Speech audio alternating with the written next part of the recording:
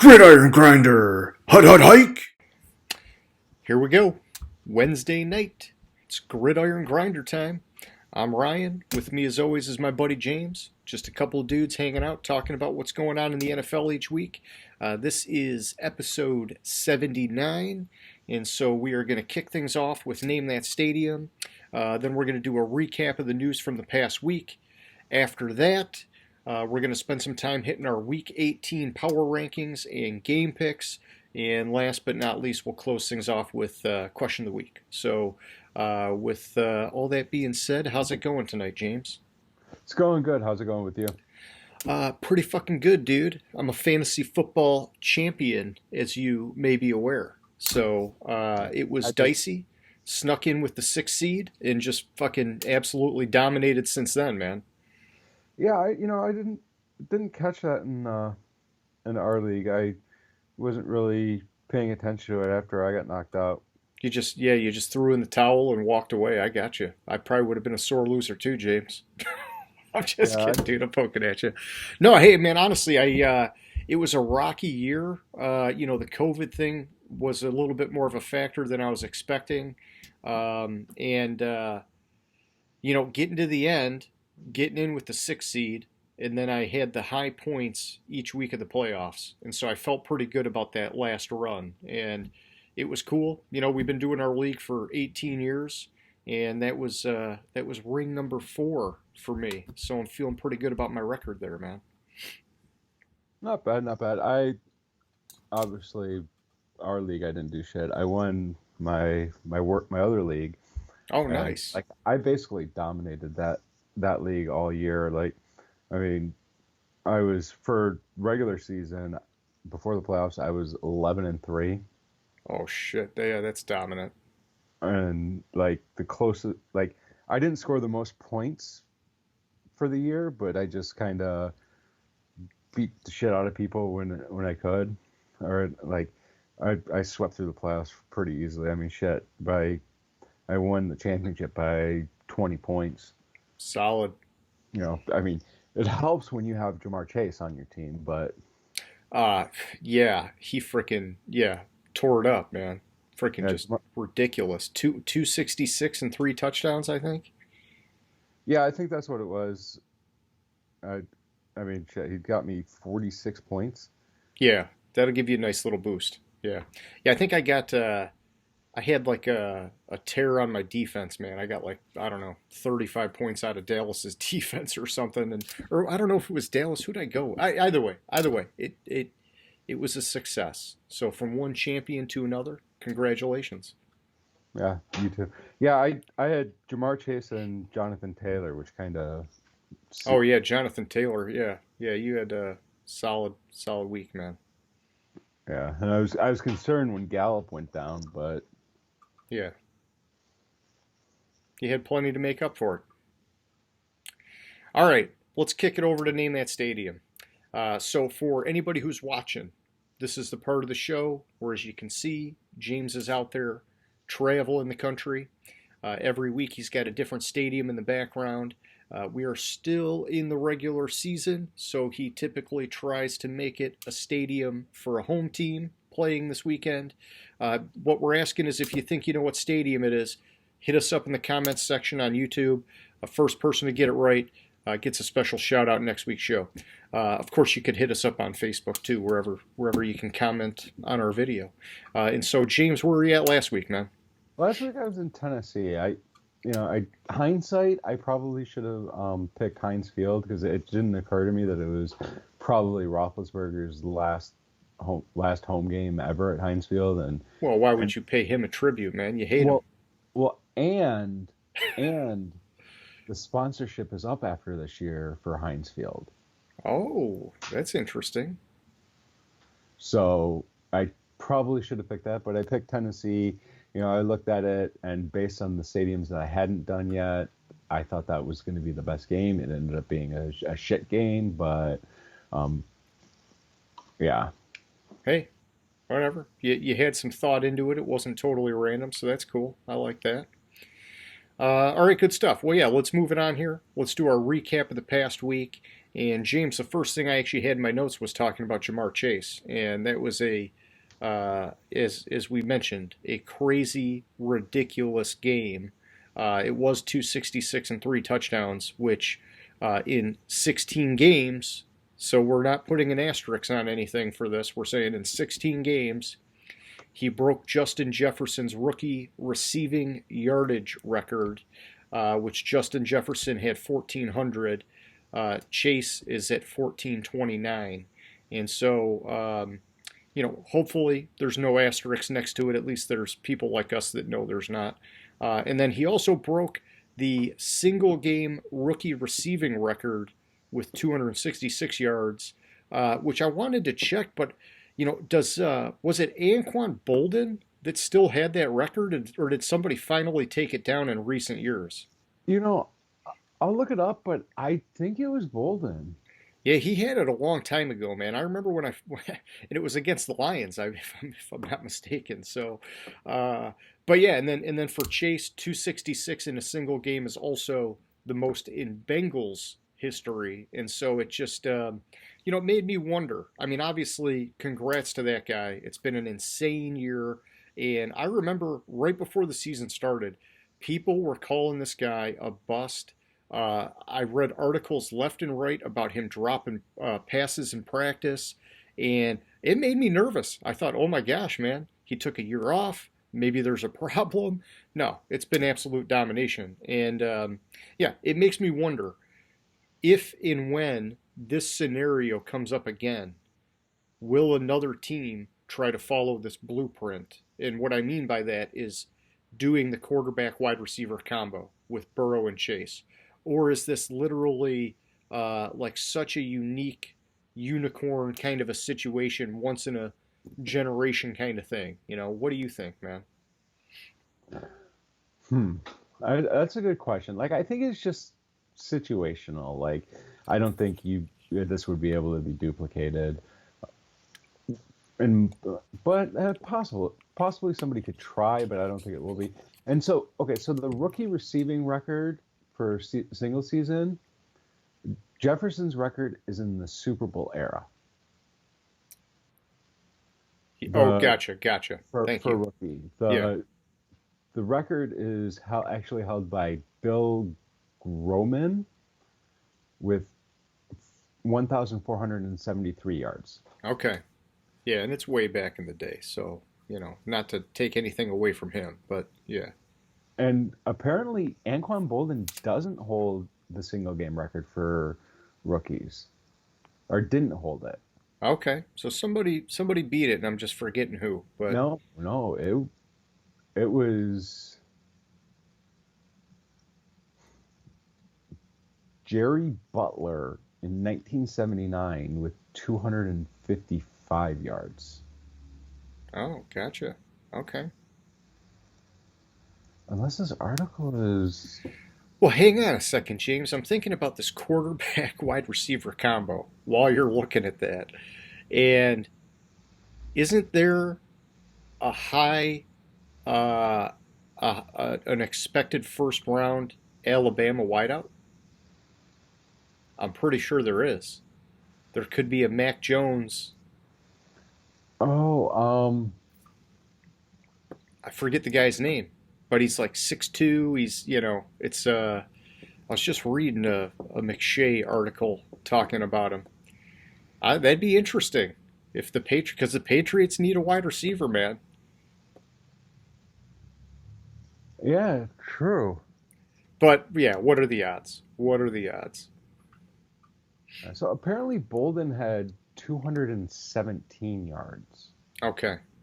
Yeah, And that so might have it been must have just been the most in recent.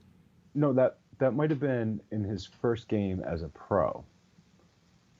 Ah, Looking at the date of it,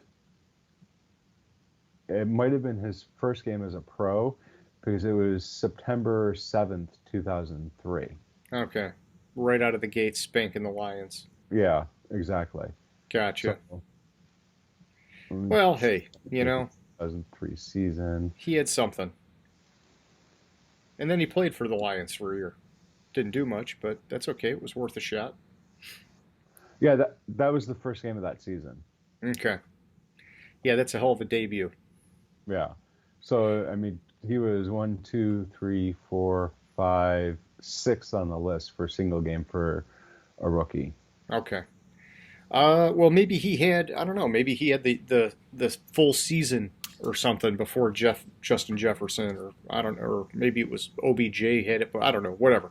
We'll figure that out later. But in other wide receiver news, James, it feels like it was forever ago already, but Antonio Brown, my fellow Central Michigan University homie, lost his shit again.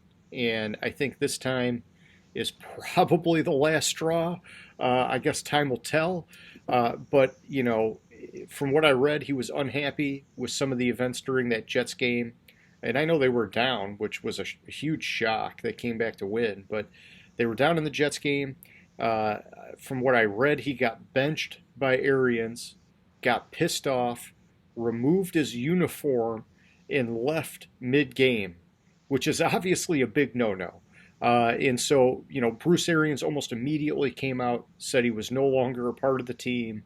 And I know that there's been a little bit of back and forth from both sides. Antonio Brown's done his like crazy rants about, everybody wanting something from him and all that kind of whatever stuff. But, and now Bruce Arians is kind of saying stuff like, like he wishes him well or whatever, like he's got no ill feelings towards him. But what the fuck, man? I just wish this guy would keep his shit together because we're running out of good quality Central Michigan players in the NFL, man.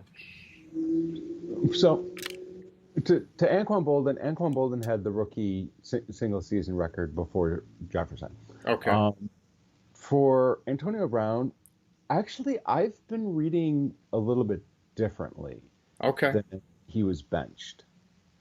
Oh, what have you heard?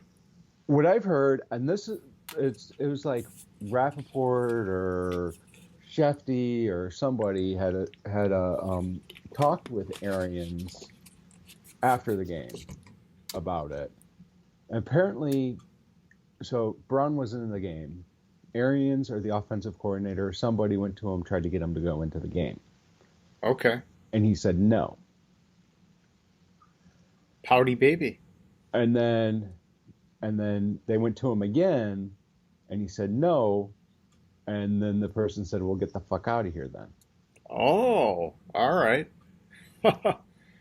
Now, Brown's saying that because he missed all those games because of his ankle injury. Mhm. That the reason he didn't go into the game was because his ankle wasn't feeling right or because of his injury and whatever other bullshit he wants to spew. I don't know what story's true, but Yeah, according to convenient what, now. Yeah. according to what I read from Arians, that Brown refused to go into the game twice and was told to get the fuck out of there. Ah. Well, thank you for enlightening me because, yeah, man. Either way, these wide receivers, man, nothing but Yeah. head cases. Okay, so moving on, I got just a couple more pieces here. One of them is the Washington football team. A new name is soon upon us. It looks like they're going to be revealing that new name on February 2nd, James. It's about damn time. Any guesses? The Washington Whack Jobs? The Washington Whack Jobs. I'm going to say they're going to stick with the Washington football team. They're just gonna they're gonna make the announcement on the second that that's it. It's official forever. Yeah. So one of the things I heard this week is that they could have done, instead of having to change their name from the Redskins, just change their logo to a potato, or their logo and their mascot to a Yeah. potato. So they're the Redskin Oh potatoes. man. Yeah. I mean, I don't know how, Washington. I don't know, but it's I mean, the Washington football team. That's probably the least politically charged name that you can have. So they might as well keep it. And Yeah. nobody else has it. But in all seriousness, I've heard a lot of various things kicked around. And my money's I'm like leaning towards like the Red Hawks or something like that. Is that like a state bird or some shit? Uh, well, it's not a state bird because Washington's not a state. Well, I'm trying to. No, it's what I've seen the most in rumors is something along that, like keeping the red portion of the name, but Okay. just changing the end of it. But Okay. that's just a little bit of what I'm hearing. But I don't know. I've Washington football team's kind of grown on me. Yeah, I mean, we're getting used to it, so they might as well keep it. And I think, eventually the Lions will have to change their name because like the Lions will be like an endangered species or something, and they'll say, "Oh, humans put them in zoos and treated them poorly. How dare they use that name?" And so then it'll be the Detroit football team, and then everybody will follow suit because there'll be something against the Vikings, and everybody will have a problem, man. Everybody will have a problem. It's just a matter of time. Yeah, I mean, the only one I could see well, two that I could see not having a problem with is the Bills because that's like very low on the offense level. Like, what the fuck is a bill, anyways? Okay, and what else? The Steelers, maybe? No, the Patriots. Yeah, but then they'd be like, "Oh, the Patriots, they killed people in war to steal some people's land and start a new country." And I mean, it just, Yeah, that, but it's also a non-offensive current term used for somebody that's okay. very into the U.S. Unless, So they'd have to get rid of all like the halftime stuff with the old yeah, school people, and it would just be modern day Patriots. exactly. Hmm. That's their defense. I got Yeah, you. I'm trying to think of any other ones that would be. I mean, the Steelers could be offensive because then you get into like child labor. There's going to be something for everything. I'm telling May- you. Maybe the Packers because that was it was like name unless there's some problem that comes out of like the Green Bay Packing Company. Yeah, they're gonna. Uh, Oh, there was some unfair labor practice, and yeah, there'll be something. There will yeah, be something. there will always. Well, it'll be the Kansas City Chiefs next. Yeah, like the Chiefs. They're I the think next lowest hanging fruit, I think. the Chiefs and the Braves are the only two professional teams I can think of off the top of my head. Still That Native American. Yeah, because Cleveland officially starting this coming baseball season is now they're now going to be the Guardians, Yeah. and then Washington obviously they changed their name. I'm not. Oh well, maybe the Canucks because that could be offensive. Yeah, but the Canadian people aren't really offended by anything. They're too nice. Yeah, So, so we'll see. maybe a couple hundred years from now they'll all be pissy people and it'll change. Okay, that's a heck of a tangent. The last thing I had, James, is that Derrick Henry, he's been designated to return from IR, and so his 21-day window has started, in which he's got to be added to an active roster, which is this is like just what the doctor ordered for Tennessee as they're getting ready for their playoff run, and so that would be a huge boost for them if he can get back sooner than later to help them in the playoffs.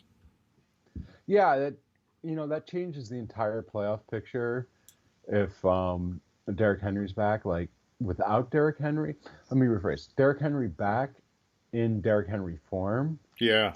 is the playoff picture. Then without Derrick Henry, Titans have no shot at. Yeah, and I guess I don't know what happened with Bud Dupree. I saw he was in the news about some kind of assault charge or something. Yeah, I think that was a couple weeks ago.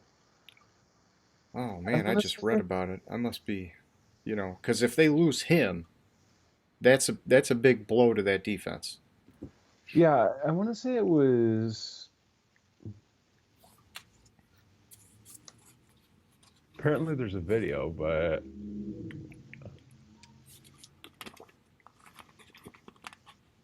I guess it was. It feels like it was so much longer ago. I guess it was just this past Sunday that this happened.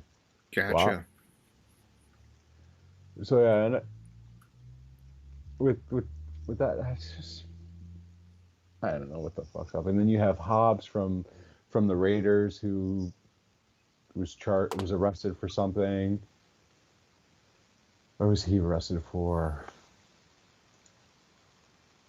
Some sort of assault too. Okay. Yeah. Yeah. No, sorry, DUI. Yeah, there's no excuse for that.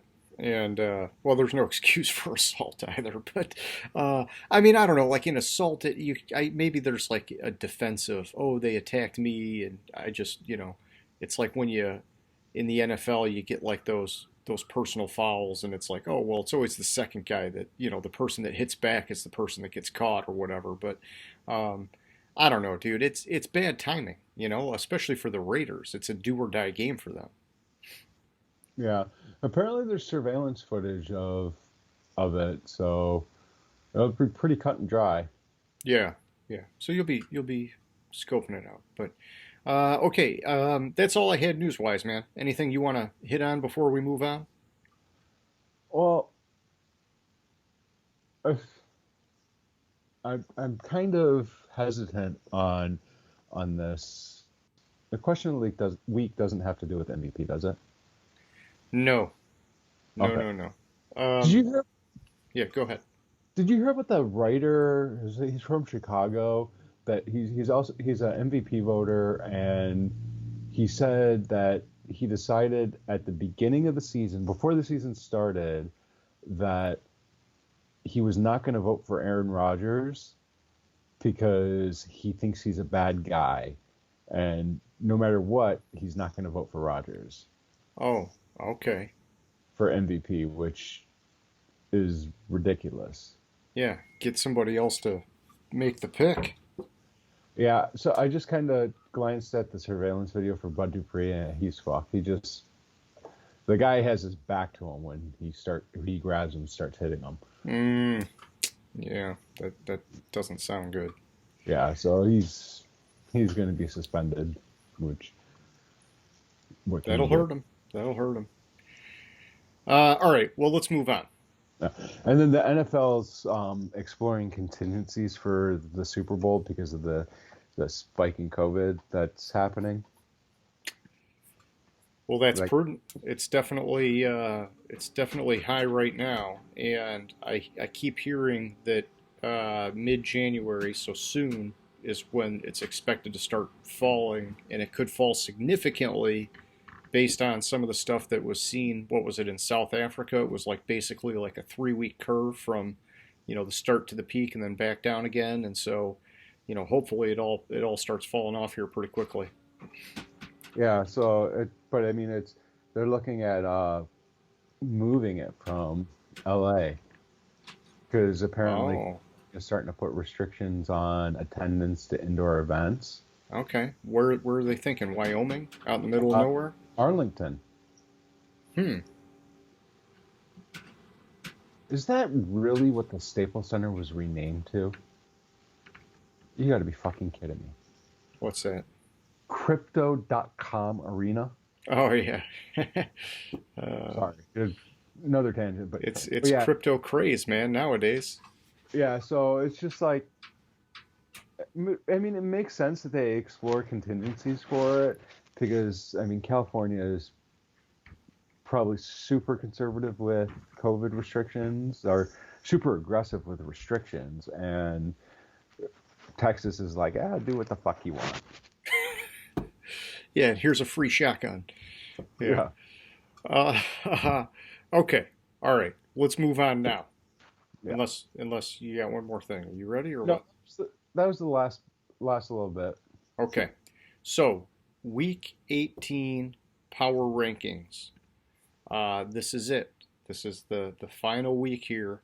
And so, Well, we got one more week. We got the final power rankings. oh, to like going into the playoffs, you're saying? Yeah. Yeah, I guess that's true. I basically, I guess maybe I jumped the gun, James. I did mine divided with the top 14 are what I believe are going to be the playoff teams. You know, I know that almost all the spots are decided except a couple. And then those couple I kind of just gleaned, okay, I think this happens here and so these teams make it and then I put them in this order. And then the bottom, you know, that just kind of was my normal practice. I took that group and said, okay, you know, these guys won, these guys lost, and then for some of them I kind of thought, yeah, they had a great run at the end of the year, and so they maybe got some momentum going into next year or whatever, and all that kind of stuff. I don't have like a ton of detailed notes behind mine. I figured I'd just burn down the list, but why don't you kick us off and give us 1 through 5, man? All right. So at number one, I have the Packers. I mean, their Packers are clearly, at least in the NFC and probably across the league, clearly head and shoulders above the rest of the league. Um, they were number one last week. They won. They stayed at number one. I have the Rams at two. They stayed the same. At number three, I had the Bills. And you might ask, well, you jumped the Bills 4 spots for beating Atlanta, but the teams that I kind of had ahead of them, ahead of the Bills, all basically lost, and some of them were pretty bad losses in my opinion. So they dropped. Those teams dropped, and the Bills moved up to 4 spots to number three. At number four, I have the Buccaneers. They moved up 2 spots.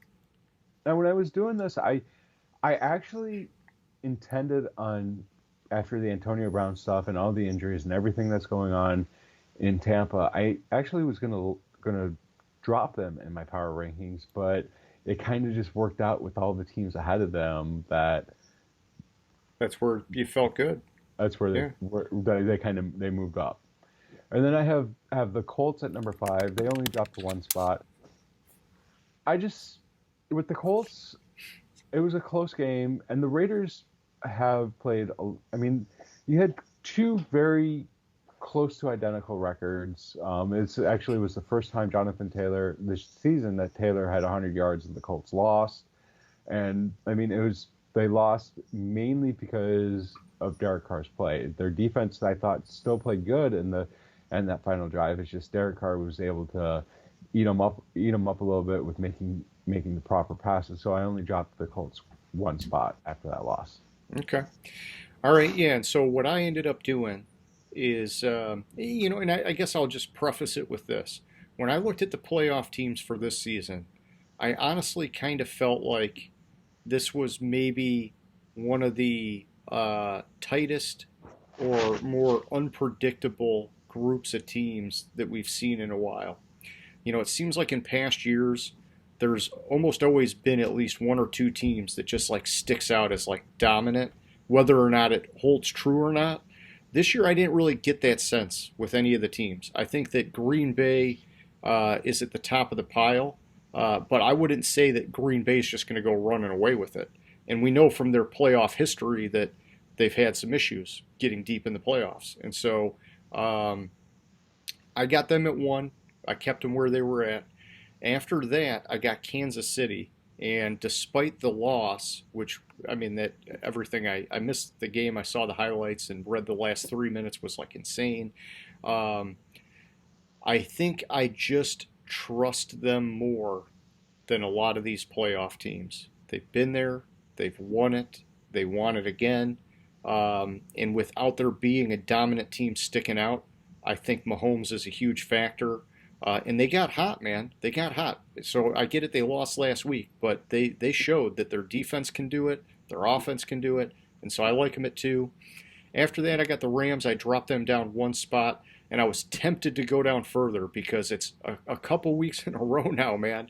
We're hearing about the inconsistency of Matthew Stafford, and that could bite these guys in the ass. And the Rams are maybe the most talented team from a roster standpoint. I mean, they're just stacked, but you got to have good quarterback play. And I mean, as a Detroit fan, I've always been worried about Stafford. At 4, I got the Titans. I moved them up 3 spots. A lot of that is just based on the assumption that Derrick Henry's back, and that's going to give them a big boost. And then at 5, I got the Cowboys. I dropped them down 1.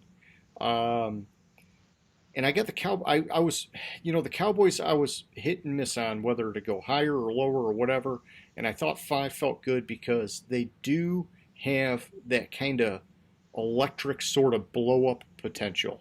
And in the playoffs, I mean, things can change fast. If you can score at like a lightning pace, I know with Gallup that maybe hinders it a little bit, but they got so many weapons, man. And so that's my 1 through 5, man. Back to you, 6 through 10. All right, number 6, I have the Cardinals. They bumped up 2 spots.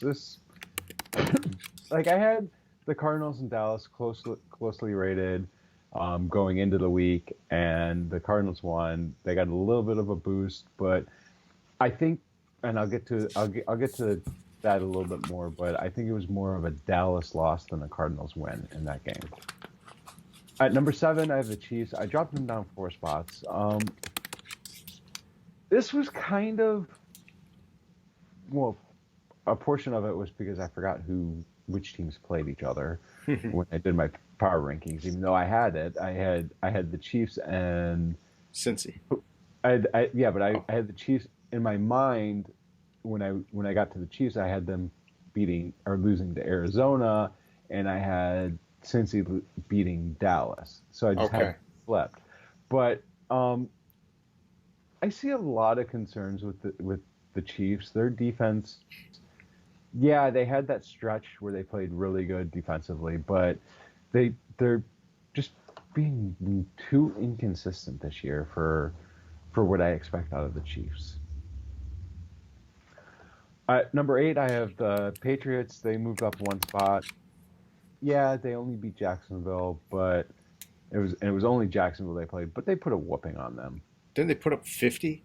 Yeah, they beat Jacksonville 50-10. So. Yeah. I mean, at least the Lions scored almost 30 points in their game that they gave up 50 on. Yeah.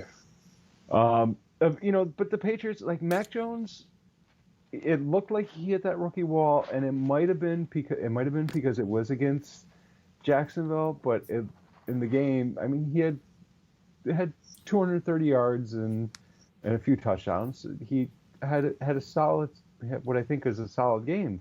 So that rookie wall, it looks like he figured that out. Well, it's a good game to do it. Hey, beat these guys up before we go to the playoffs. Exactly.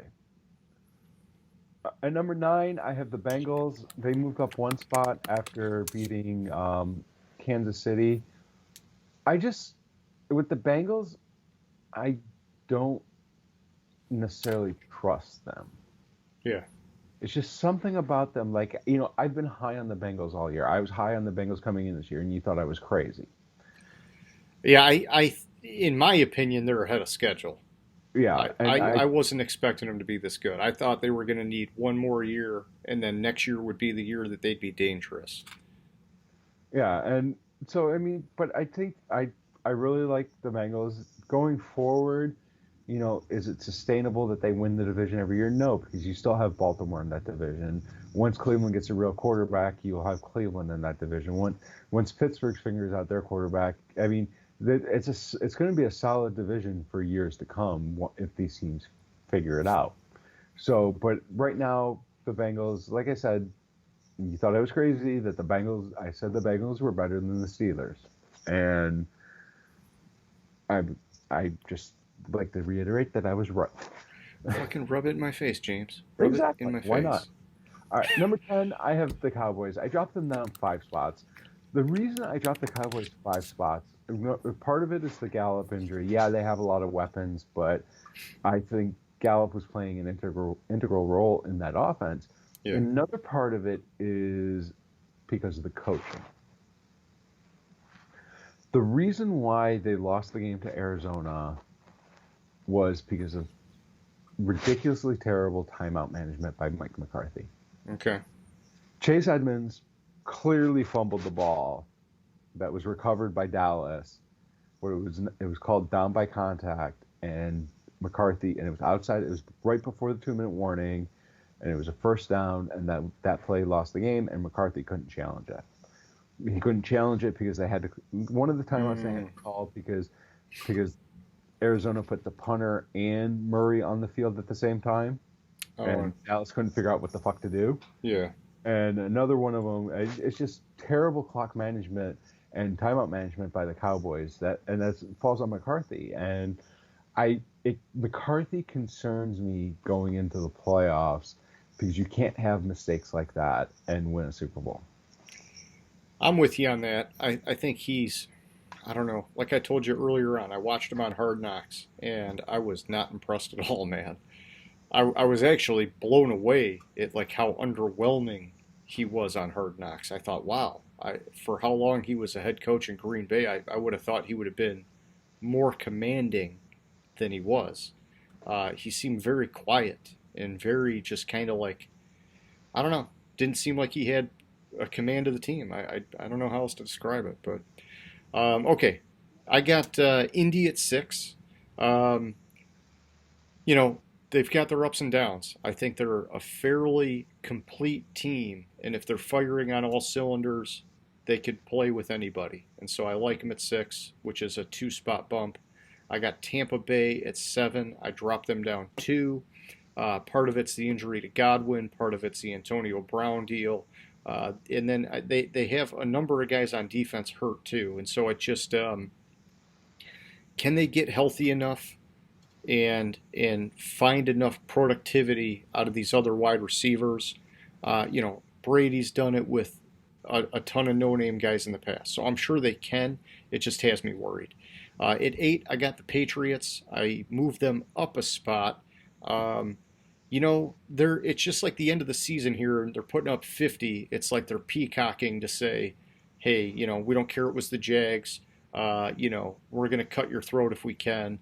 And, you know, and it's just like you were talking about with Mac Jones. It's a way of saying, hey, man, just go out there and crush these guys. It's going to boost your confidence. You're going to feel good, and you're going to need it when it gets harder. I don't know. I like how the Patriots do this. They get better and tighter as the year goes on. They're like by far and away the best team at consistent improvement as the season goes on. Some teams it's like they're just the same all the way throughout. Some teams they fall apart.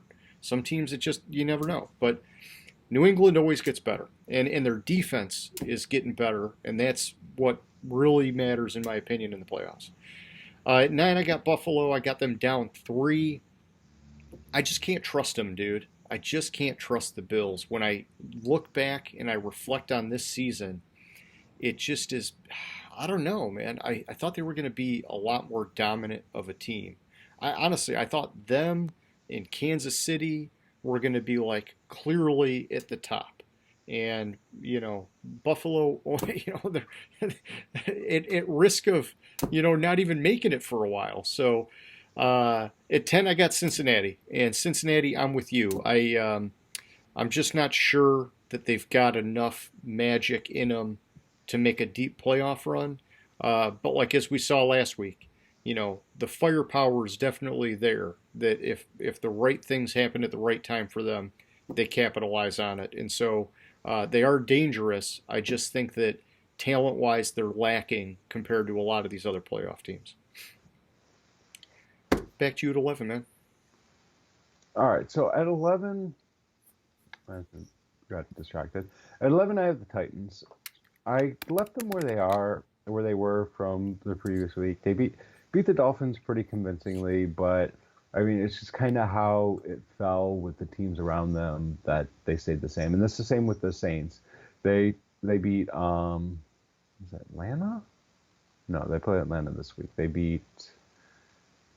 Where is that? Where's my note? Oh, they beat Carolina.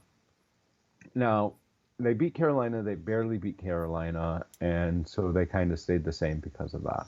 Okay. At 13 and 14, I have the Chargers and the Raiders. They both moved up one spot. That's going to be a good game this week. I'm excited to see that game. I'll get into a little bit about both these teams in that game, but the when we talk about that game, the Chargers, they beat the Broncos. They beat the Broncos convincingly, eliminated the Broncos from the playoffs, which is, I mean, it's a tough divisional game. And then the Raiders, they beat the Colts with the last. I already talked about that. 15, I have the Browns. They moved down 2 spots, sorry, after that performance against Pittsburgh. If they just had a mediocre quarterback, they would probably have more wins this year than what did they have, 5 so far? It's been a bad year. I was so high on Cleveland. Yeah. And they and it makes me wonder, some of it with the Baker Mayfield injury, it's like, should they have shut him down sooner? Because, don't they still have Case Keenum, or did he get hurt too? I thought they had. I mean, because Keenum he's a respectable backup, man. Like, get him in there for at least a couple weeks and see if Mayfield feels better. And it just seems like they forced it with Mayfield, and maybe he forced it a little bit because he feels like he's got to prove it or he's gone. And I mean, all I'm hearing left and right is that he's gone now. So we'll see what happens. But it sounds like they'll be back in the quarterback market. So yeah, they still have Case Keenum and they have Nick Mullins. Yeah. And I mean, they put Baker on the IR this week, so he's done for the season. He might have played his last game in Cleveland. Yeah, they picked up his 5th-year option for next season. But if you think about NFL, the NFL quarterback picture as a whole, if you were for any team, I can't think of a single team that would be, besides Washington, that could be better off with Baker as their quarterback than who they currently have. And it's besides Washington, because Washington has like the worst quarterback room. So if you're a fan of those teams, do you want Baker? So why would the Browns want him? I don't know, maybe the Giants. But it's tough. I think Daniel Jones is better than Baker. Yeah, I think Baker, like last year it worked and it looked good. The ground and pound play action was working well last year. This year it hasn't been as good. And so, yeah, it's a problem, man. It's just going to be a matter of, can they get somebody better for next year? But look at like OBJ. He has a quarterback that can actually throw in the ball, and he's thriving in LA. Yeah, I don't know. OBJ, I'm not. No comment on that. But okay, I'm going over to my board, man. At 11, I got the Cardinals. I dropped them down 1 spot. I still like them, but I've lost some faith in them after that late season skid they had. 12, I got the Chargers. I kept them where they were at. I think the Chargers have a ton of potential, but they also have a ton of glaring weaknesses, such as their run defense. I know you've mentioned that plenty of times this year. And then at 13 and 14, I got the Eagles and the Saints. I think the Eagles, we've mentioned it before. They got a little bit of that boom or bust factor to them with Jalen Hurts. And so I wouldn't be surprised if they snuck a win in there somewhere, but I also wouldn't be surprised if they got beat by 30. You just never know with them. And then at 14, the Saints, I moved them up 6 spots, okay? And I think the Saints are weak. The quarterback position is killing this team. But if they win their game, which I think is a much more favorable matchup than the 49ers, who they're fighting for that last spot, I think the Saints get in, and so I'm moving them up 6 spots. But I think that they would be the clear weakest team out of the playoff group. They just don't have anything at quarterback, man, and that's going to hold them back. And then at 15, I got the Dolphins. And so the Dolphins had a hell of a run at the end of the year. Doesn't look like they're making the playoffs. I'm dropping them down 2 spots as a result.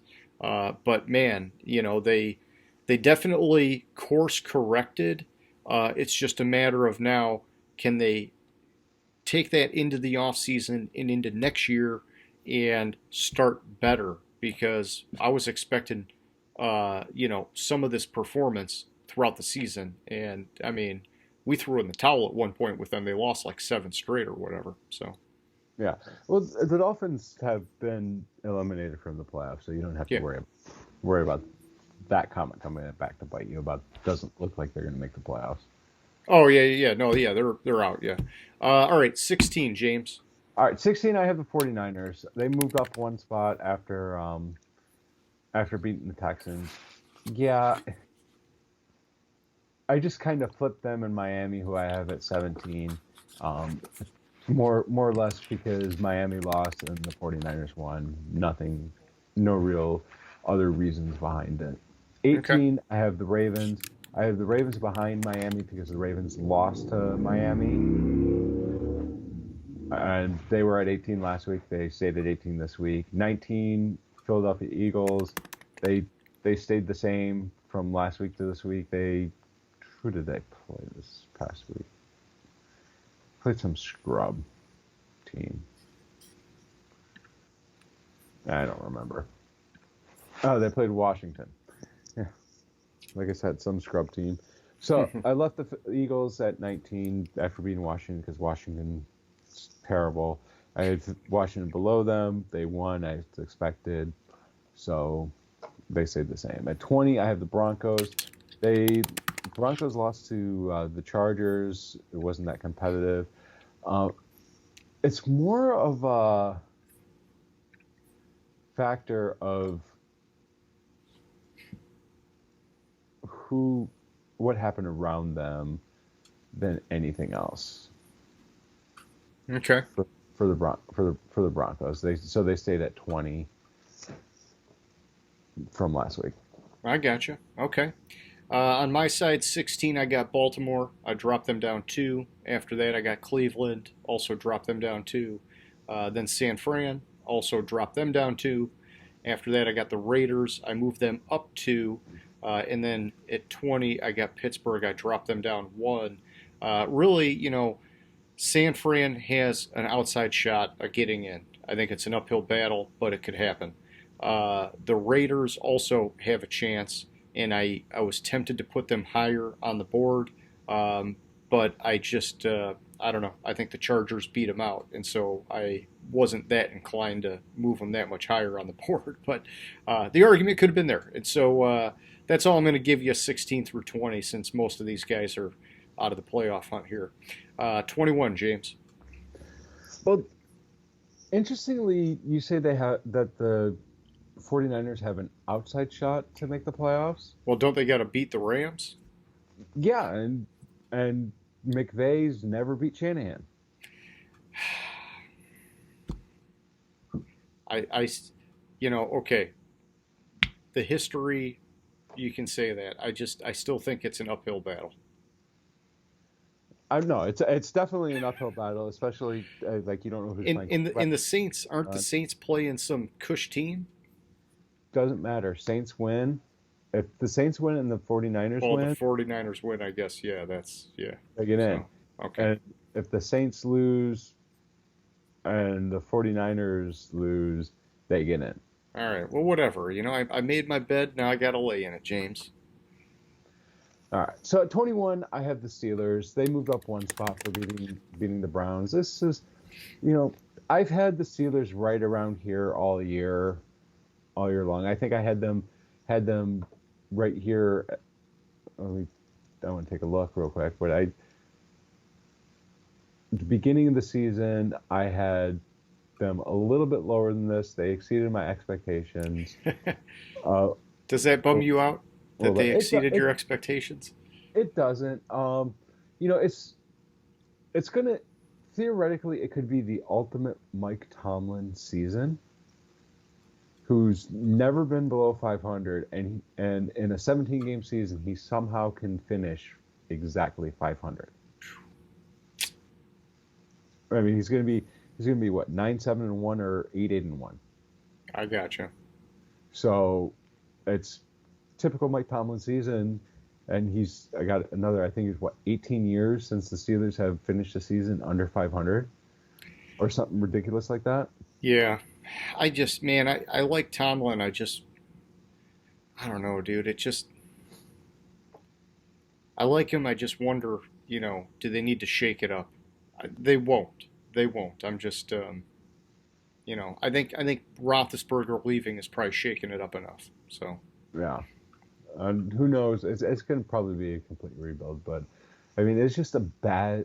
I was just down on them coming into the season, and Yeah. I still am down on them. I've been down on them all year.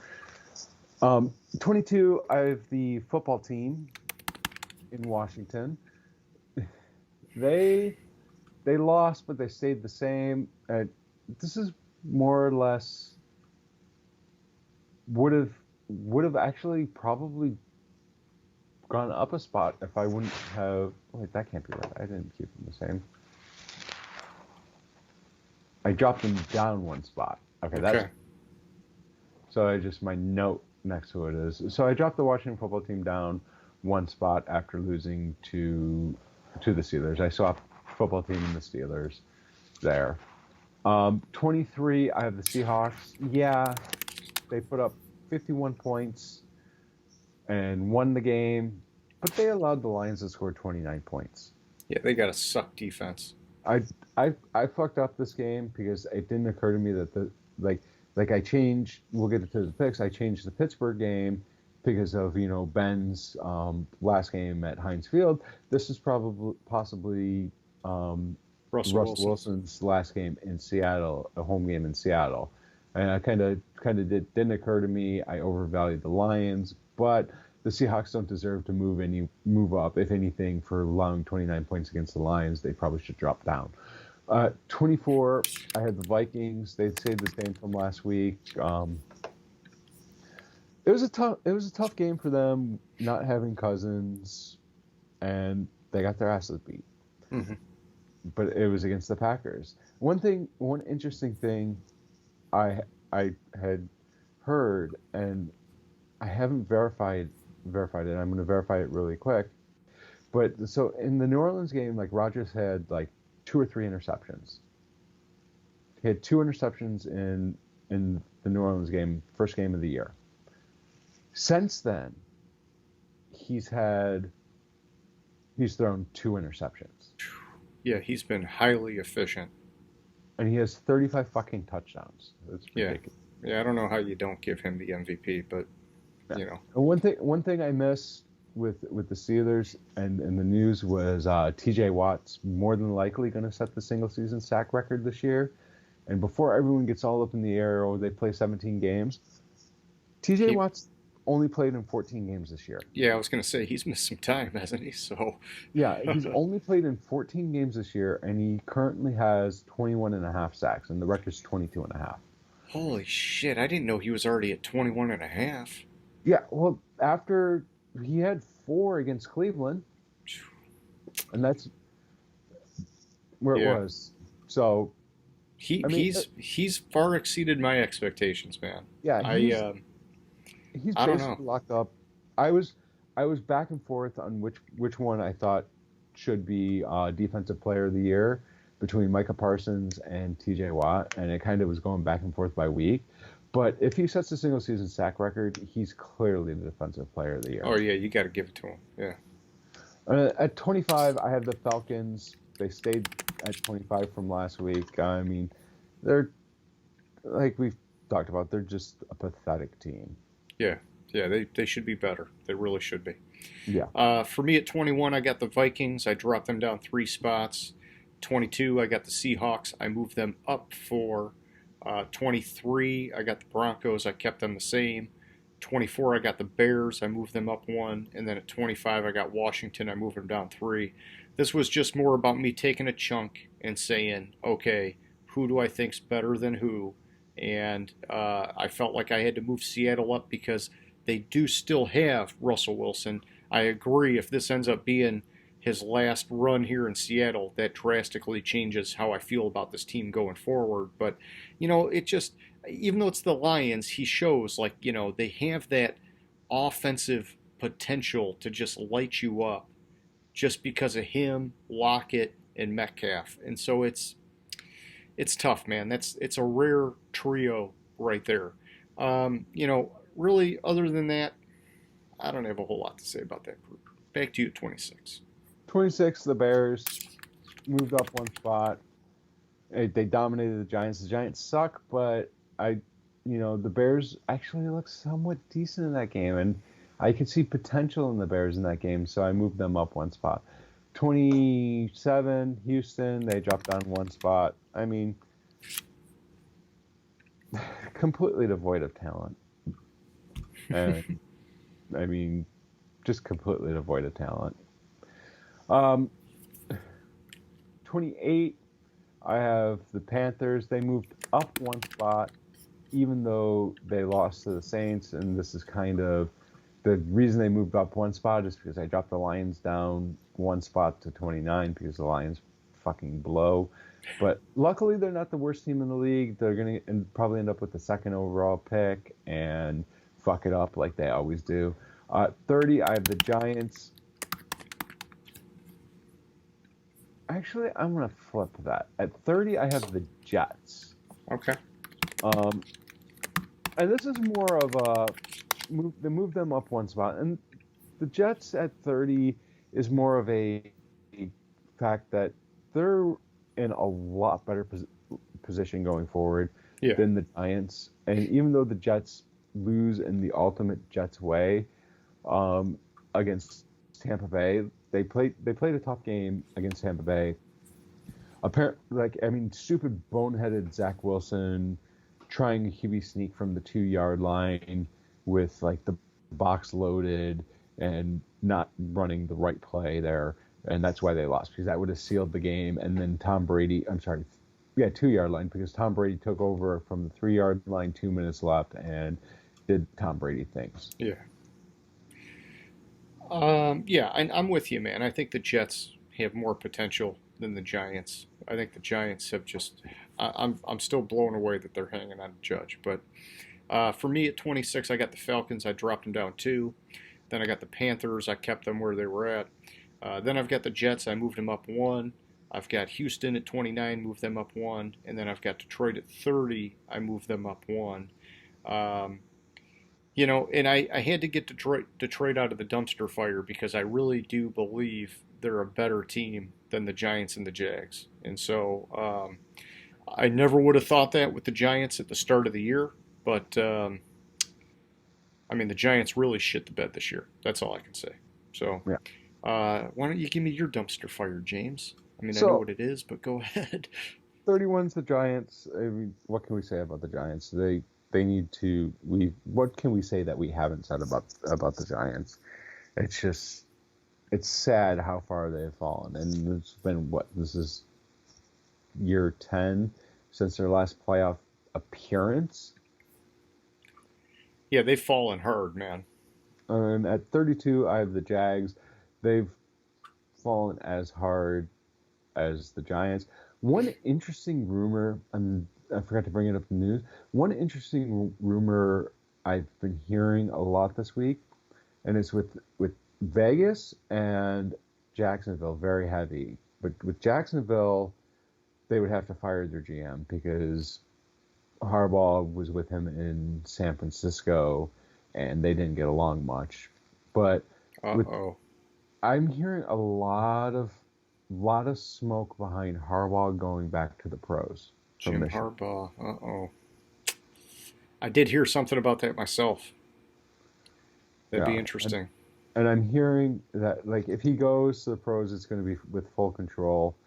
And I'm hearing years ago, before the Gruden hiring, somewhere in there when Harbaugh was in San Francisco,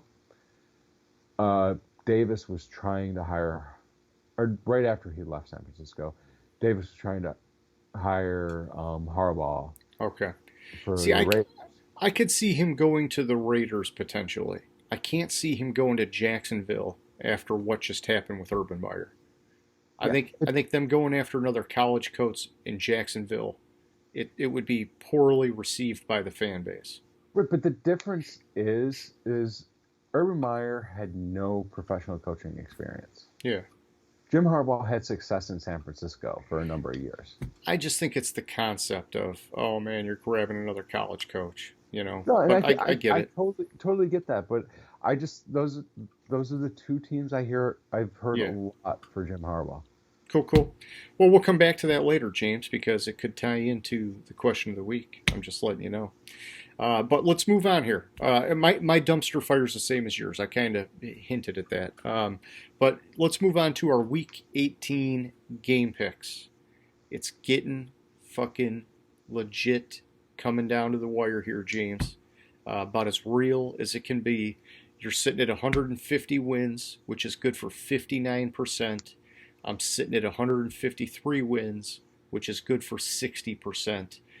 Whatever way this goes, I just hope somehow both of us stay at, you get to 60%, me stay at or above 60%, because, man, that is just a huge collapse from where we were last year. But, all right, so here's the thing, and we talked a little bit about this early on. Week 18, you got to ask yourself, what do these teams still have to play for? Are they playing for the playoffs? Are they playing for a draft pick, which it means, maybe putting in a bunch of rookies and seeing what they have on the bench, maybe kind of hoping that they'll lose because it helps their draft pick? Or are they maybe playing for pride? Is it a coach trying to save his job, such as Mike Zimmer?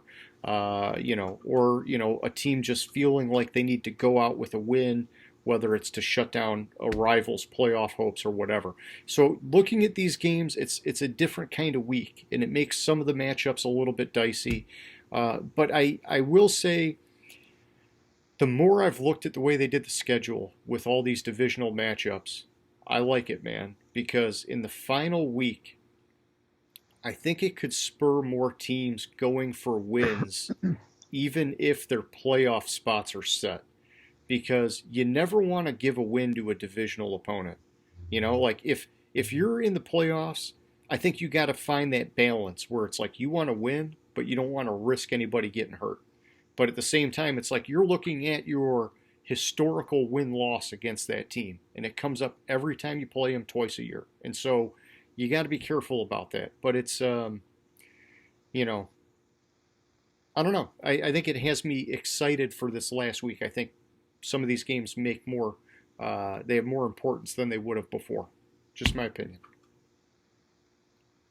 Which makes sense. Okay. Well, let's do it. First game, Dallas at Philadelphia. James, who do you like there? So, when I had sent you my listing, I said I might tweak my picks a little bit, and this is one of the areas where I made a little tweak. Looking at it, it appears that Micah Parsons is going to be out for Dallas. Also, when I look at the playoffs, the theoretical playoff scenarios, Philadelphia is trying to make the playoffs. Dallas It's not going to matter much. It doesn't matter at all. If Dallas wins, Arizona, Tampa Bay lose, Dallas is still the fourth seed. They basically, I don't think there's a scenario, not that I could find, where Dallas can move anywhere from the fourth seed. I'll verify that as the week goes on, or before going in. But I'm going to pick Philadelphia in this game. Okay, no, I think that's a safe bet to take. Yeah, and when I was looking at it, man, I thought, geez, Dallas is a 7-point favor on the road, which is just such a huge spread against a divisional opponent, and it's on the road. I mean, it just blows my mind it's that big. And we're not betting. I think that if we were like putting money on that spread, I think that's a risky spread for sure. I just feel like Dallas is still that much better, more consistent of a team, that they would win this game. I think that they would love to tell Philly, hey, we're sending you home because you're a divisional opponent. So I'm going with Dallas. Next up, we got the Packers at the Lions. All right. Green Bay has nothing to play for. Fuck. This completely 100% depends on if Aaron Rodgers is playing or not in the game. He says he wants to play. LaFleur is like, dude, the Packers have smoked us with backup quarterbacks before, man. But it's fucking Jordan Love. I think they'll just run the ball all over us. Yeah, and see, you're because I Goff might not be playing, man. right, and you're making my point for me, which I greatly appreciate. I greatly appreciate, but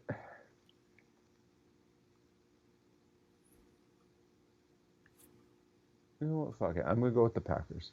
Okay, just let me tweak this here for you. Yeah, I don't want to sway you. Obviously, this is for all the marbles between you and I. I believe Detroit wants to finish strong, and I totally respect all that. Um, I just think the Packers are that much better, man. I think that their offense and their defense is just that. I mean, the Lions' offense and defense are near the bottom of the barrel in both categories, and so it's, even if Green Bay takes the week off, they could still win this game. And I have those flashbacks of whatever that dude was, I forget his name, that spanked us and then went and signed a contract with Seattle and immediately lost his job to Russell Wilson. I mean, it's like, Oh, you know, yeah, you know who I'm talking about. It's just that shit happens to us against the Packers, man. So I'm going Green Bay. Okay, next up we got Indianapolis at Jacksonville. so this game, Indianapolis wins. They're in the playoffs, and Jacksonville is just a shit team unless Indianapolis completely fucking falls off the face of the fucking earth and plays all their scrubs in this game. There's no way in hell Jacksonville has a shot. With that said, with me saying that, more than likely Jacksonville is going to end up winning the game, but I'm going to go with Indianapolis because I can't pick Jacksonville to win. Okay.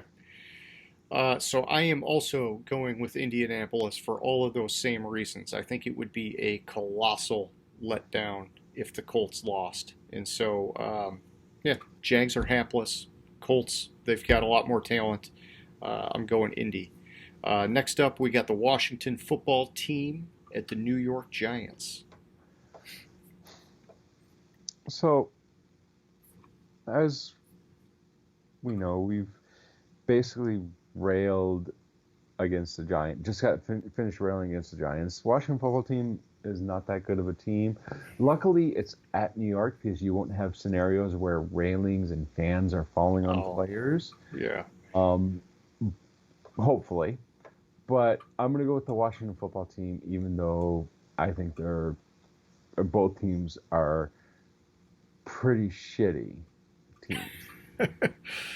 Yeah, I'm going with Washington as well. And I'll say that, I mean, you might remember earlier on, before the season, I had way high hopes for Washington. And I thought, with the way that defense played last year and then them bringing in Fitzpatrick, I thought, okay, man, I like what's going to happen here. And Fitzpatrick got injured.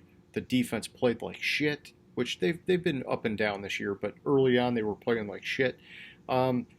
Despite all of that, they're still playing hard football. They're just not winning games consistently. The Giants, I just don't even see them playing hard football.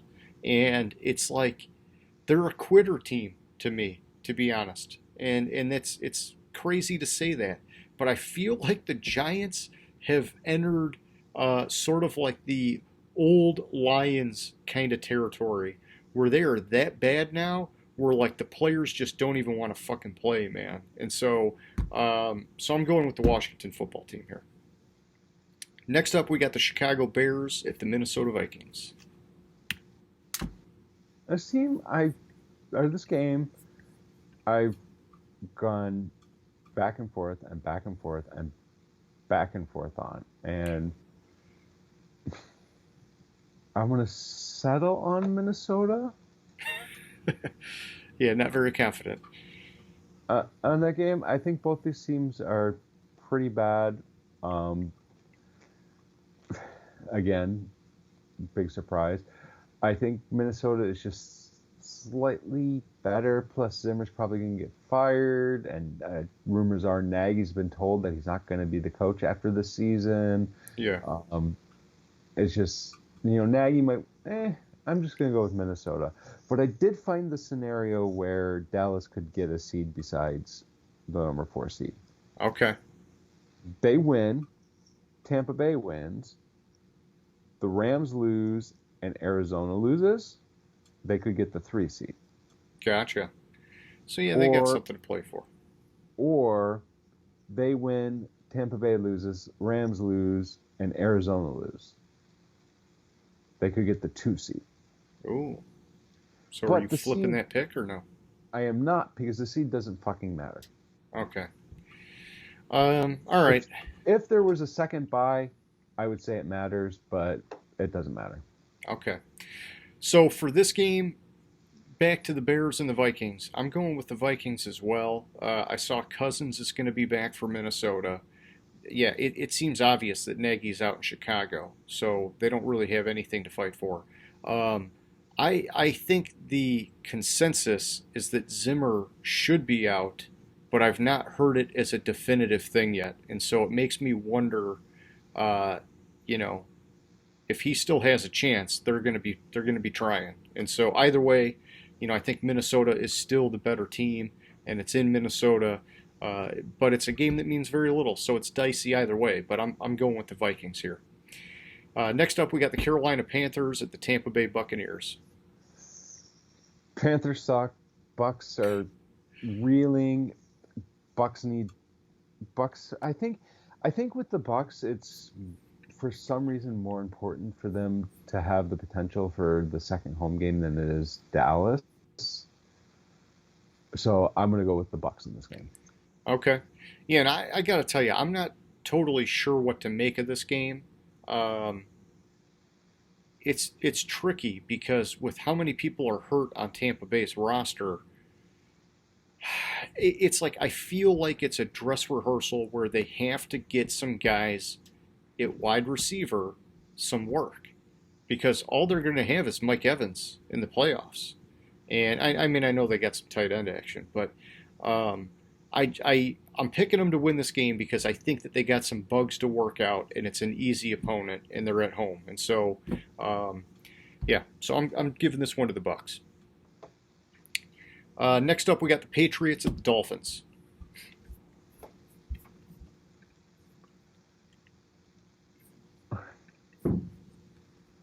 So historically, and it might be a Tom Brady thing, the Patriots generally don't play that well of a game or that good of a game in Miami. I kind of oscillated on this one too. I think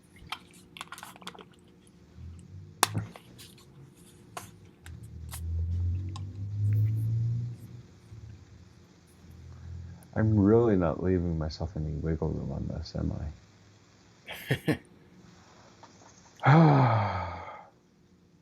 I think of all the potential big upsets this weekend in the AFC, I think this one has the biggest, or the strongest possibility that Miami wins this game. So I'm going to go with the Dolphins in the game. Okay. You're going to give us some action. I'm taking the Patriots. I think they've been rocking teams lately, hence the 50 on the Jags. I'm going with the Pats. I'm not going to put more into it than that. Next up, we got the Saints at the Falcons. Saints are just that much better than the Falcons. Falcons fucking blow. Even with subpar quarterback play, the Saints are better than the Falcons. The Saints have a freaking dominant defense. At least in most games, that defense is dominant. And so, yeah, I take the Saints all day in this one. So, yeah, I'm taking that. Next up, we got the Titans at the Texans. Texans blow. Tennessee has something to play for in the number 1 seed, which you get the bye. If Tennessee wins, they get the bye. Tennessee wins this game. I'm with you.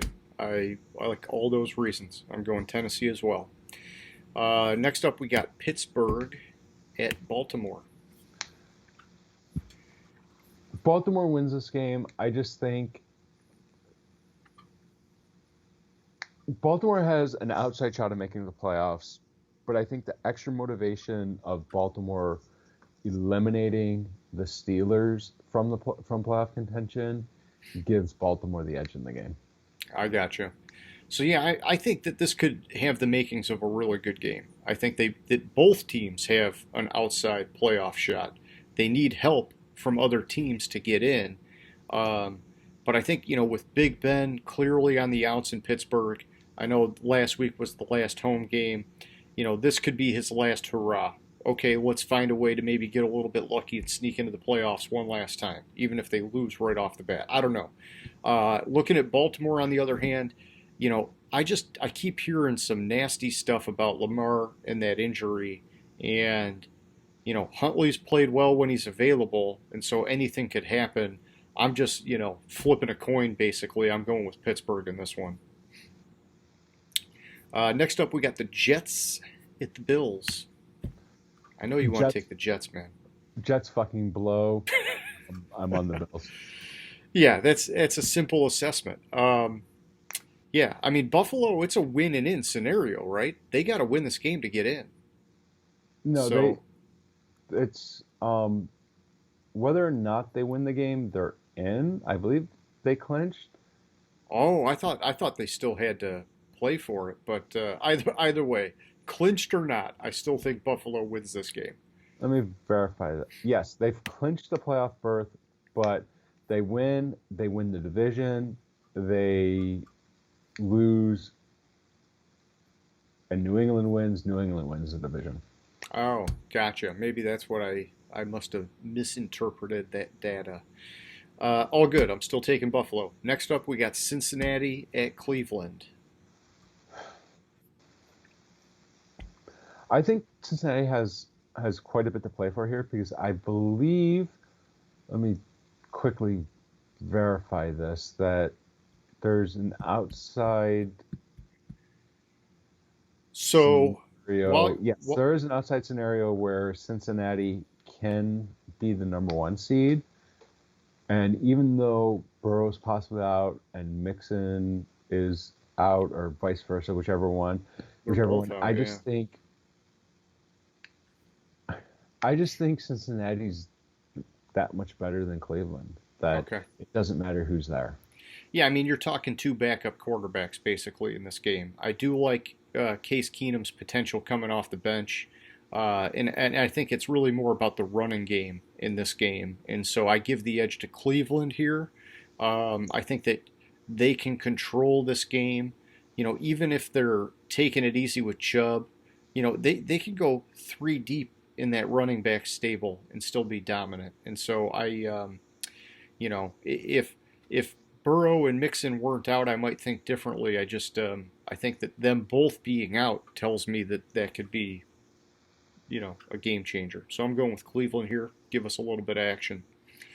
Next up, we got the Los Angeles Chargers at the Las Vegas Raiders, and I know you have been chomping at the bit to talk about this game, James. Well, because of this, there's a scenario where if this game ends in a tie, that both teams make the playoffs. Oh, that was the complicit tie comment. Yeah. So how does that work? Who do they bump out? So it's a way outside chance. So let me make sure I have this correctly. Okay. So the Jaguars have to beat the Colts.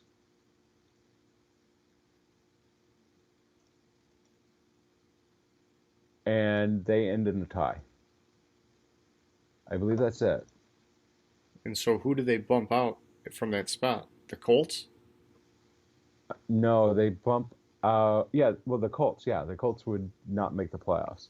Oh shit, that'd be wild, man.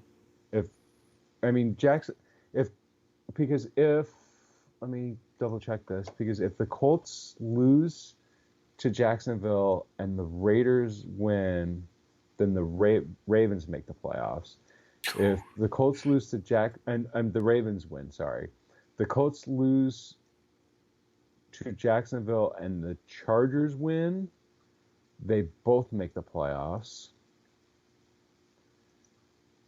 Yeah, Unless so, some yeah, type of, so there's a little bit more going on in this game. Yeah.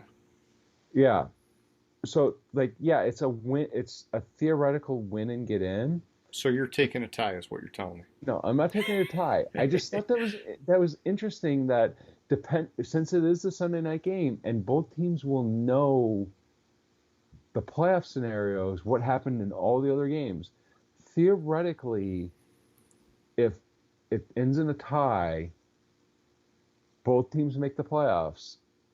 Theoretically, they could just get together and say, "Let's end in a tie and we make the playoffs." Because Collusion. If Baltimore beats Pittsburgh and Jacksonville beats the Colts, then no matter and Chargers win, both teams make the playoffs. The Chargers or the Raiders win, the Chargers don't make the playoffs. Okay. So they get together and say, let's end in a tie. That'd be some collusion. I don't like collusion. I don't like it either. I'm on the Chargers. I think the Chargers are just that much better. I just thought the theoretical Yeah, that's fun. tie in both teams make the playoffs was interesting. I gotcha. Yeah, it's some high stakes stuff and there's some twist to it. I like that. I'm going with the Chargers as well. I think we've seen the good, the bad, and the ugly from both of these teams, but the Chargers, in my opinion, have the higher ceiling. And when we look back at our power rankings, both of us have reflected that all year. And so I got to go with the Chargers here, even though the game's in Las Vegas. Next up, we got the 49ers at the Rams. So this is one.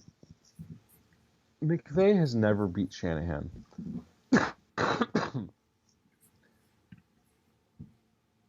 Just McVay has never beat Shanahan. It's not going to happen this week either.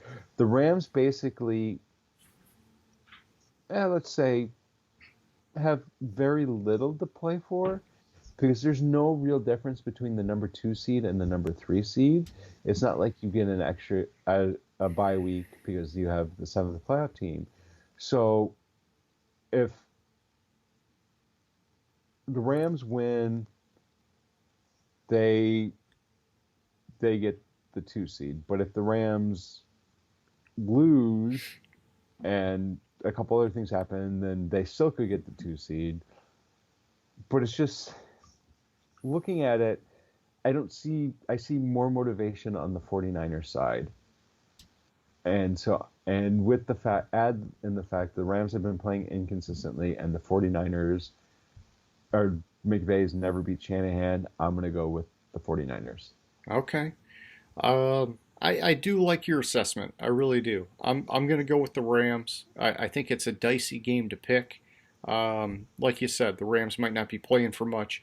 I'm just going to hang my hat on it's a divisional game, and they would love to end San Francisco's playoff chances. And so I'm going to take the Rams for that, and it'll give us a little bit of action.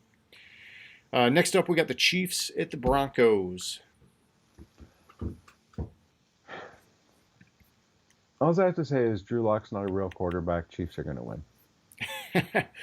Yeah, and the Chiefs are still vying for that number 1 seed, right? Yeah, they need to get They need some help to get there. Yeah, it's. Let me see. They get the first round bye. Well, actually, it's not that much help. They just need Tennessee to lose. Okay. Yeah, I mean, either way, I'm taking the Chiefs here. I think, yeah, Denver, it's tough, man. I don't know. It's like Denver, why would they win? Like, are they just going to hurt a draft pick? I don't know. I didn't even look at that to see if it could hurt their draft pick. I'm just assuming it would. But, my only hesitation is that Vic Fangio is probably coaching for his job. If there's still any hope for him, a win against the Chiefs would probably help him a little bit. I don't see it happening, so I'm going with the Chiefs. I think I don't want to step on question of the week though. I'm not going to if I talk about Fangio. You can talk about Fangio, and we'll just loop it in if it has a question of the week tie-in. I'll just hold off on it, and then I'll just loop it in whether or not it does, because I don't want to step on that with Fangio. Sure. All right. So last up, we got the Seahawks at the Cardinals. So this is subject to change. And I'm saying that is because I've looked every which way at this game, and my brain tells me that the Cardinals are the better team and they're going to win. But when you look at it, and I said it a couple weeks ago when Arizona was in Seattle, it seems they flip. It seems Arizona wins in Seattle and Seattle wins in Arizona.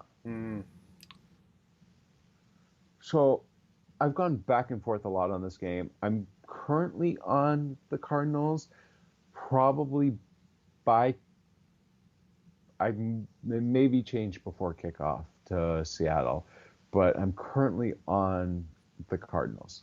Okay.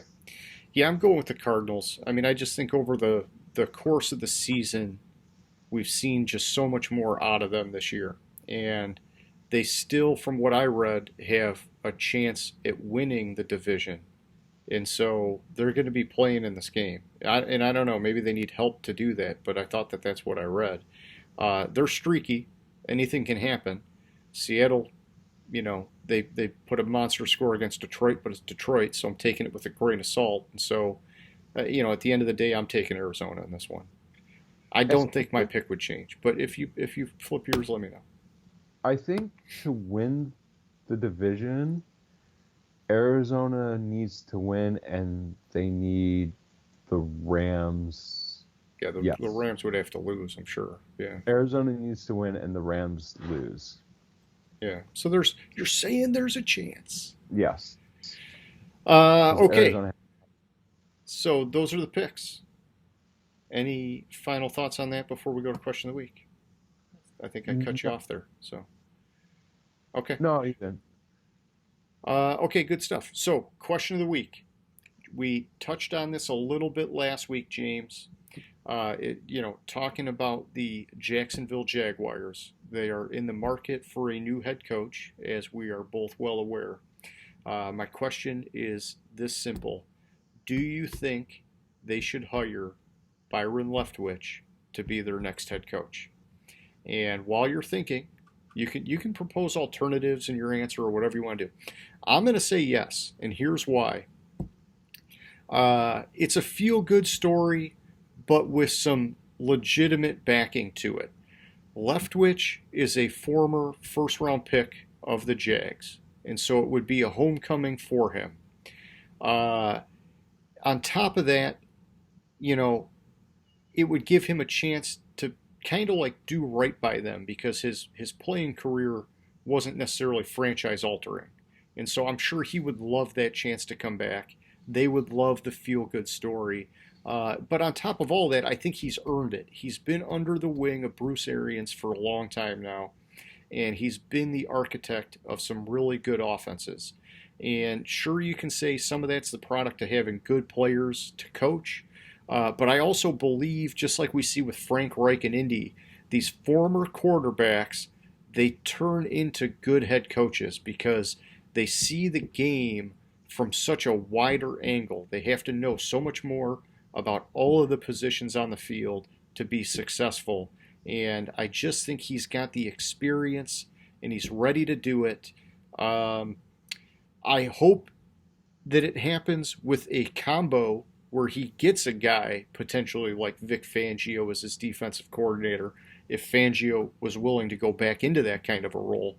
But the last thing, which I think is also an important thing, is that they drafted Trevor Lawrence with the number one pick. And this has been a disaster of a rookie season for this guy who was supposed to be this generational talent. If they go after a defensive-minded coach, I think it is a disservice to him, and it slows down his development, and I think it sets the franchise back. I think they got to go offensive-minded here, and a former quarterback, I think that could resonate the most to spark that life into Trevor Lawrence. Focus on getting that offense right, and then a year or two from now you can work on the defense. Just my opinion. What do you think, man? Should they hire him? Yes. Will they hire him? Well, first of all, if Vic Fangio is willing to go back into a defensive coordinator role, well, it's either going to be that or he's not going to be Sitting working. out. Why no? But some guy, I mean, he's an older coach, and not that age is an issue, but I could see him pridefully saying, "I've had a great career. I'm just going to hang him up." I would love it for him to come back as defensive coordinator because he was dominant as a defensive coordinator. Yeah, he's a great defensive coordinator. Not so good at a head coach. Just a little bit missing there. I don't think they will hire him though.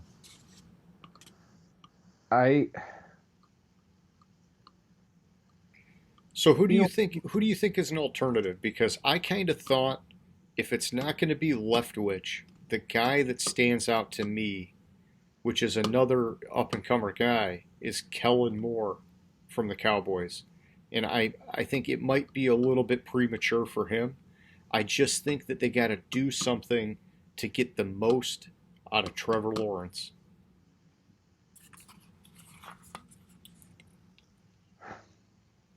I do not know who they're going to hire. I don't think they go with a first-time head coach this time around. They did that with first-time NFL head coach.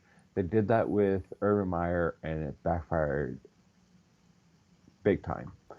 I don't. You're going to say I'm crazy for saying this. You're going to say I'm absolutely nuts for saying this. Pete Carroll. Oh, man. Pete Carroll.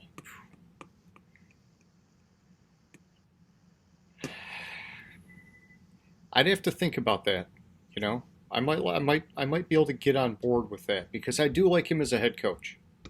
Yeah, I think Pete Carroll's done in Seattle after this year. What's his face? Not Lynch. What's whoever the GM is? I'm drawing a blank on his name. Oh, crap. Yeah, I'm drawing a blank too. Snyder. Snyder? I'm really drawing a blank. I don't know. I just had it. I think it's Snyder, but anyways, I think they're going to keep the GM that they have there. I think Pete Carroll's done. I think that because Pete Carroll had a lot of success there, but I don't think he wants to go through another rebuild there. Yeah, just start over with the up and coming quarterback and start over with the up and coming quarterback because and then they have yes, it is Snyder. Okay. I was right. Go with the up and coming quarterback and do the rebuild there. Another option, like I said, could be Harbaugh. I think that's a possibility. There's certain things that would need to happen for that, and then it would mainly the GM being fired there. But I just don't see it might be a retread like a Caldwell or okay, yeah, Caldwell I heard was getting an interview. Might have already been done. What was the guy that was in Minnesota before Zimmer? Oh, you're talking about the Leslie Frazier? Yeah, Leslie Frazier, like players like this, but I don't think it's going to be a first time head coach. Okay. And FYI, the player we were trying to come up with that was supposed to be the starter in Seattle, that beat the shit out of the Lions, was Matt Flynn. Matt Flynn, thank you for looking that up. Yeah, he got paid. Yeah. Well, I looked it up because I was looking up the name, the name of the GM. So I was like, oh, popped it in there. I got you. In there. It's like, yes. Nice. Okay, so for anybody who's still watching, please share your thoughts in our comments section, whether it's Facebook, YouTube, whatever. Answer our question of the week. We want to get your opinion on this stuff.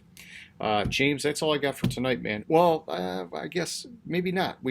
I do have a note here. Playoffs are coming up, which makes me sad on one hand, excited on another. But when the dust settles here, we're gonna have to come up with a playoff bet just like we did last year, right? So, is it just the same bet, or I forget how we did it for the playoffs? I think it I, was the same. I think it was the same reward, but what was the pick structure? Did we do something different for the pick structure? yeah, it was. We did confidence in the pick. Okay. So like for the first round, it was like 6, 5, 4, 3, 2, 1, and then the second round it was 6, 5, 4, 3, and then whatever 6, 5. Okay. And we were going for accumulating the highest points. Yeah. Okay. All right. Well, we'll talk about that next week. And yeah, good stuff, man. It was a good show. I enjoyed spending the time with you. Yes, definitely. Okay. Anybody who's still watching, hope you liked it as well. If you did, give us that thumbs up or a like or whatever. And, we love those subscribes. Hit that button. We'd appreciate it. All right. Thank you, James. Have a good one, man. You too. Gridiron Grinder. Hut hut hike.